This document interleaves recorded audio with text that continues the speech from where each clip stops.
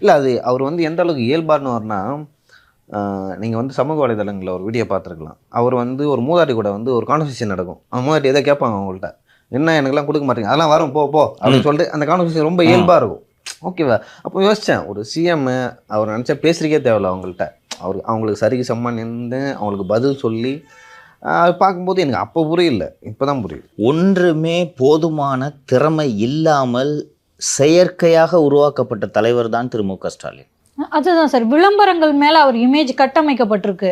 கருணாநிதி சுயம்பு, அச்சு கூட இருந்தவங்களாம் அச்சு துவம்சம் பண்ணிட்டு வர்றாரு பார்த்தீங்கல்ல.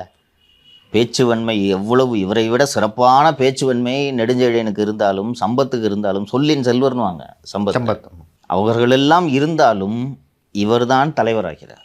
கருணாநிதியை விட மிகச்சிறந்த பேச்சாளர்களை நான் பார்த்துருக்கோம். தமிழர் விமணியன் அவ்வளோ சிறப்பாக பேசுவார். காலஞ்சென்ற வலம்புரி ஜானை பார்த்தீங்கன்னா வார்த்தை சித்தர் என்ற பட்டத்தை அவருக்கு கொடுத்தவர் கருணாநிதி. அவ்வளோ சிறப்பாக பேசக்கூடியவர்கள். நல்ல பேச்சாளர்கள் நல்ல தலைவர்களாக ஆக முடியாது.